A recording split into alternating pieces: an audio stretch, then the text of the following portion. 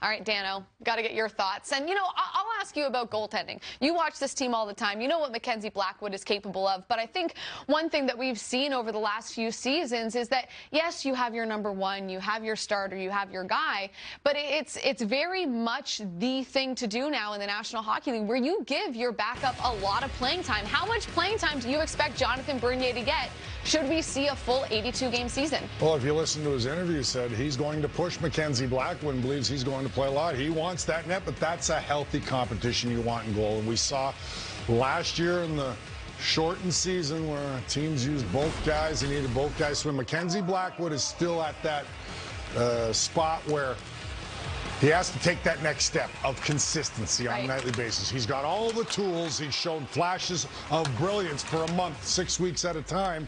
But now it's about taking the next step. And he had a tough month last year, but that was after COVID. So I give him a little bit of a reprieve from that standpoint and then found his game again. I think he can be an elite goaltender in this league and a top 5-10 goaltender in this league eventually. But Jonathan Bernier insulates that. That's what Tom Fitzgerald mentioned to you, Jackie, about he added Corey Crawford last year. That obviously didn't materialize, and Crawford decided to retire. So now he went out and got a guy that he thinks can really help Mackenzie Blackwood mature as a goaltender, be a pro, but play a lot of games and win some games for his hockey team, and that's what Jonathan Bernier, they believe, can do for them. Well, you are the Secretary of Defense, so I have to ask you about some of the additions on the blue line for the New Jersey Devils.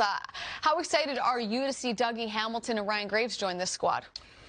Well, I think it's a huge upgrade. I mean, the Devils have not had a bona fide number one defenseman. I'm going to go all the way back to Scott Niedermayer. I don't even know what year that was, but it's over a decade ago. A bona fide, legitimate number one D. That's what they get in Dougie Hamilton.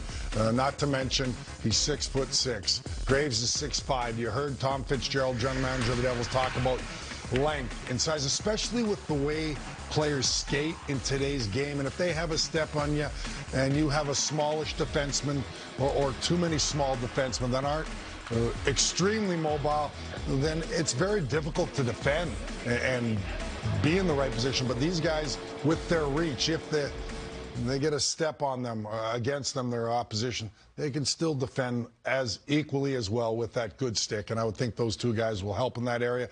But it just brings some veterans along the way. And I agree with Tom Fitzgerald when they said it shows his young guys that we're willing to help you guys out now. We believe in you. We believe in what your progression has been as of the last couple of seasons. They earned that push. They earned that push, but now it's time. And they're going to have competition amongst a lot of these young guys. So I think Tom Fitzgerald likes to balance that out. And he's done a lot of good things with his organization that you can't just have 5, 6, 7 veteran guys just come in and not give hope to the young players that are going to be a big part of the organization along the way, but just insulate them nicely. And they needed a big upgrade on defense. I think they got that with Graves and certainly Dougie Hamilton. Yeah, I got to think, too, those additions also bump PK Subban down the lineup, which gives him the ability to lean into his strengths and not worry so much maybe about some other parts of the game. We shall see. We take a quick break here on NHL Tonight.